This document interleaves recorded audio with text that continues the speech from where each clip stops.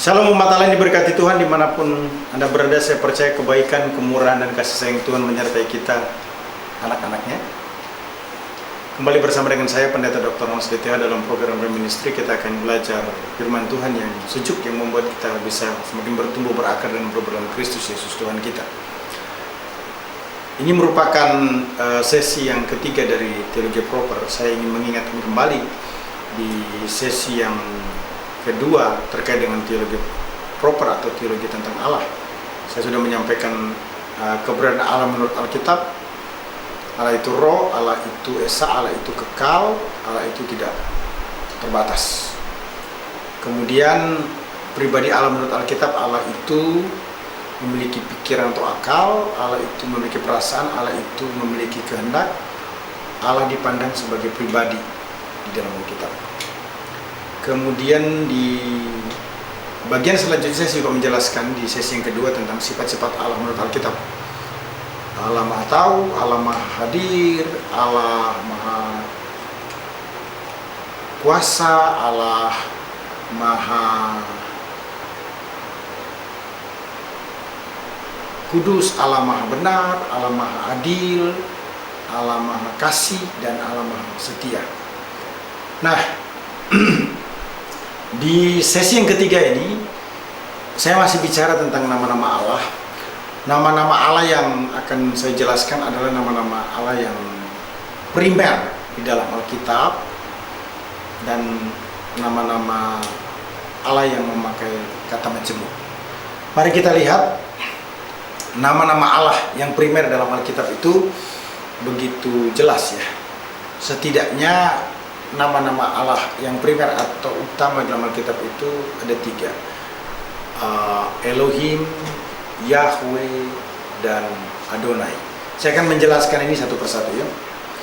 Elohim, Elohim itu artinya yang kuat. Kalau kita perhatikan Kejadian 1 ayat 1 itu menggunakan istilah Elohim. Itu sebenarnya merupakan istilah jamak ya, karena akar katanya adalah El. Akhiran hirek yokmem itu menunjukkan jamak. Nah, nama ini dipakai sekitar 2500 kali dalam Perjanjian Lama ya. Bentuk jamak dari Elohim ini menunjukkan adanya keunikan yang memberikan indikasi sebenarnya ke depan akan ada Tritunggal dalam Perjanjian Baru, yang kita pahami itu sebagai progressive revelation. Nah, ini juga ingin menekankan bahwa Allah itu kuat, Allah itu penuh kuasa, Allah itu tinggi mengatasi segala sesuatu. Kemudian yang kedua itu terkait dengan nama-nama Allah yang primer atau yang utama itu adalah selain Elohim, Yahweh atau Yahweh. Yahweh itu artinya yang ada ya. Ini nama yang sangat spesifik dari nama-nama yang ada dalam Perjanjian Lama. Yahweh itu merupakan istilah Ibrani yang berarti to be atau yang ada.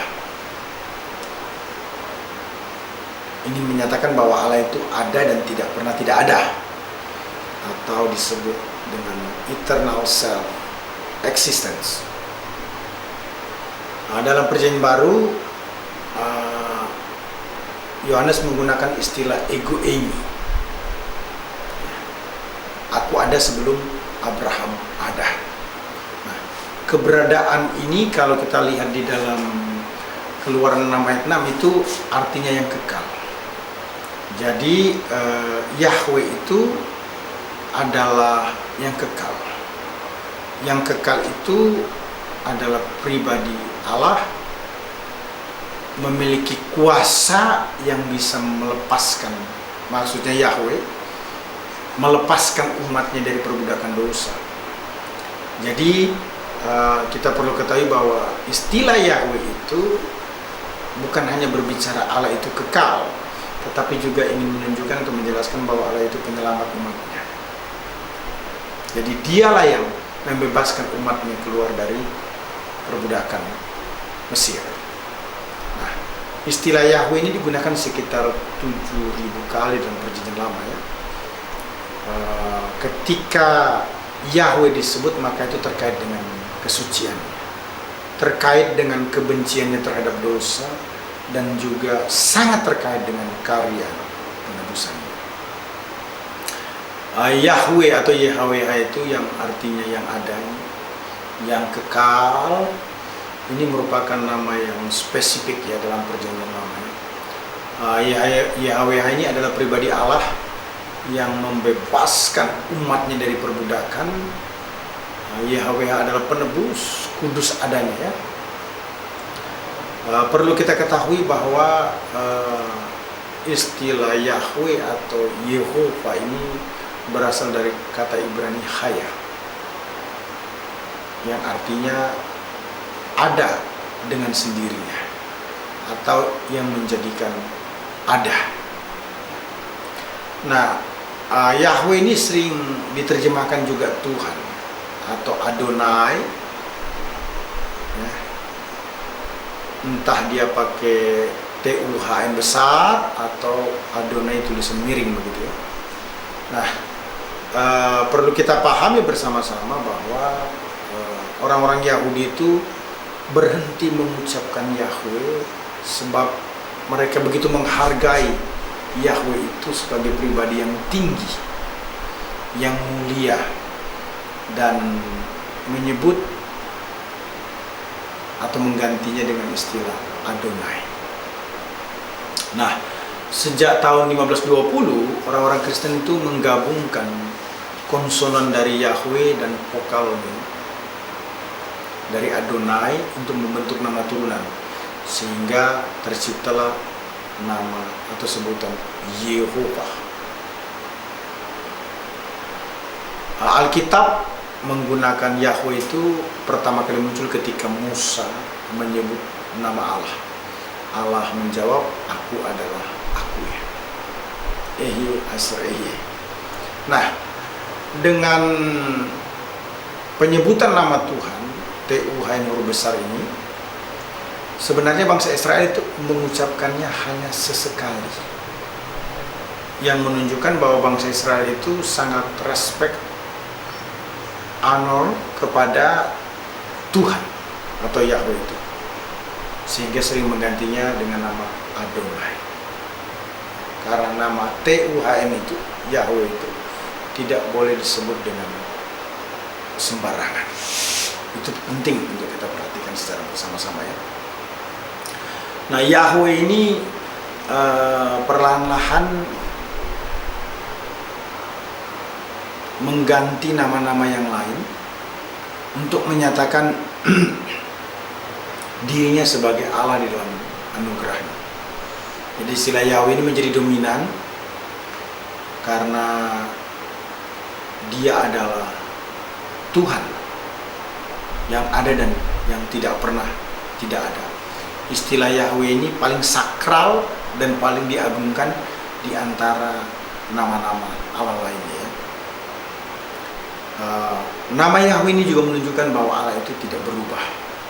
Nah, orang-orang Yahudi, kalau kita perhatikan dalam Imamat 24 ayat 16 itu menyatakan, siapa yang menghujat nama Tuhan pasti ia dihukum mati dan dilontari dengan batu oleh seluruh jemaat itu, baik orang asing maupun orang Israel asli. Bila ia menghujat nama Tuhan, haruslah dihukum mati. Ada rasa takut ketika membaca kitab suci orang Yahudi, sehingga orang Yahudi itu menggantinya dengan Adonai atau Elohim untuk kata Yahweh. Nah, kelompok Masoret walaupun tetap membiarkan konsonan dari kata itu tetap tak berubah, mereka memberikan kepada konsonan itu vokal-vokal dari kata Elohim atau Adonai tadi ya. Tetapi biasanya vokal dari kata Adonai yang lebih banyak dipakai dibanding dengan yang lainnya. Nah, nama Yahweh ini menyatakan apa sih? Menyatakan dirinya sebagai Allah yang penuh grace, nama yang sakral, nama yang agung yang tidak pernah berubah. Walaupun orang Yahudi mengganti nama Yahweh itu dengan Adonai atau Elohim, ingat bahwa itu tidak pernah terjadi kalau bukan karena respectnya kepada Sang Pencipta atau Allah itu sendiri. Nah, kalau kita perhatikan Ulangan 6 ya, ayat 4 dan 5 itu, Yesus sebenarnya mengutip itu dan kemudian digunakan dalam Markus 12 ayat 29-30. Ada penekanan untuk mengasihi Yahweh, Tuhan, Tuhan. Yesus menambahkan dengan kalimat untuk menyempurnakan, bukan hanya dengan segenap jiwa, kekuatan, tapi juga dengan segenap akal budi. Nah, umat Allah dalam perjanjian lama dan perjanjian baru itu mengasihi Tuhan atau mengasihi Yahweh itu dengan sungguh-sungguh. Kalau kita cek dalam Ulangan 6 ayat 4 itu dijelaskan Elohim, Yahweh atau Adonai Echad, artinya one Yahweh, satu Tuhan atau Tuhan itu Esa. Ini menarik untuk kita perhatikan.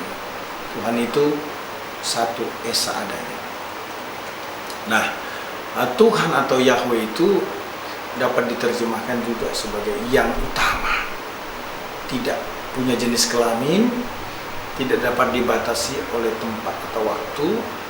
Maksudnya Tuhan dapat berada di mana saja dalam waktu yang bersamaan.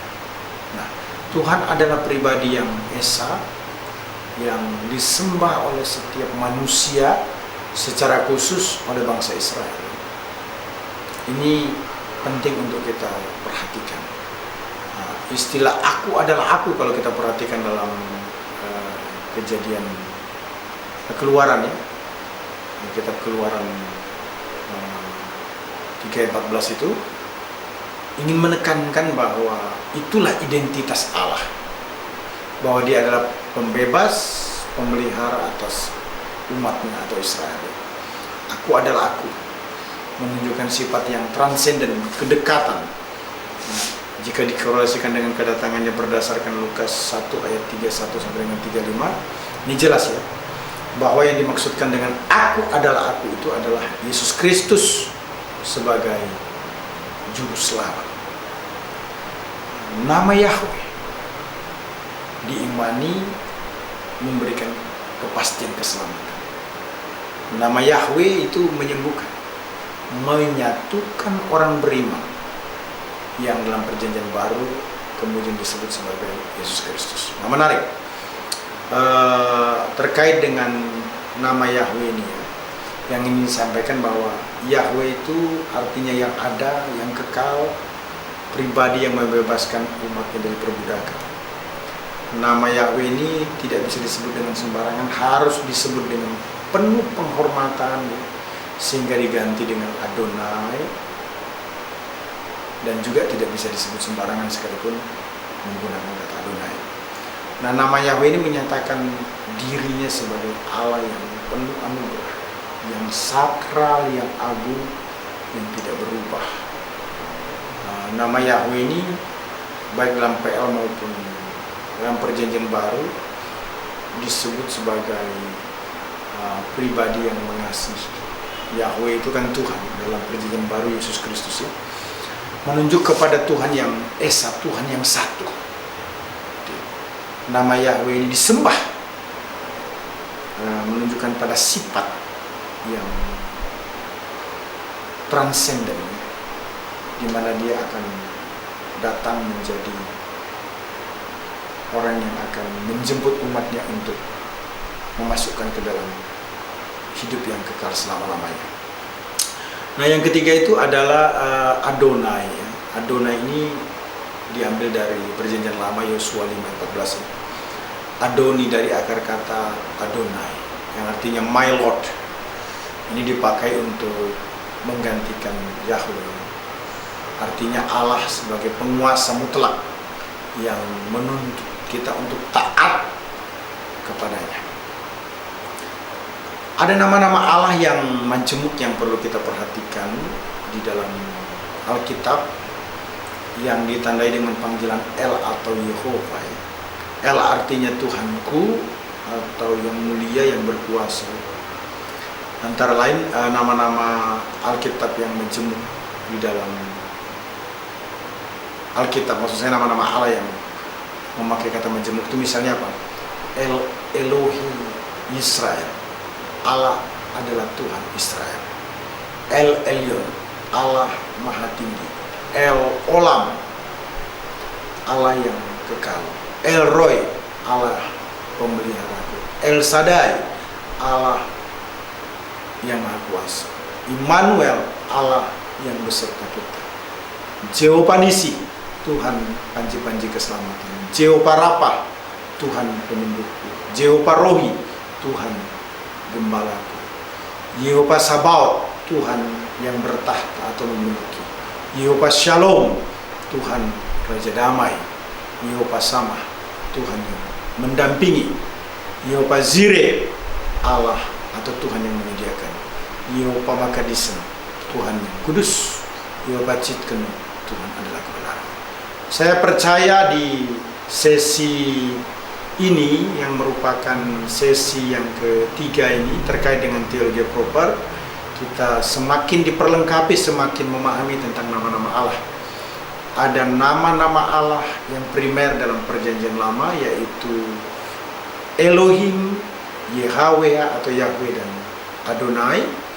Kemudian juga kita sudah belajar bersama-sama tentang nama-nama Allah yang memakai kata majemuk. Ada banyak, sudah saya sampaikan ya. Elohim Israel, El Elyon, El Olam, El Roy, El Shaddai, Immanuel, Yehovah Nisi, Yehovah Rapha, Yehovah Rohi, Yehovah Sabaoth, Yehovah Shalom, Yehovah Sama, Yehovah Jireh, Yehovah Makadisen, Yehovah Tsidkenu. Saya percaya ini akan menambah pemahaman kita, yang membuat kita semakin mengenal Allah, mengasihi Allah, hidup sesuai dengan kehendaknya. Shalom, Tuhan memberkati kita semua. Amin.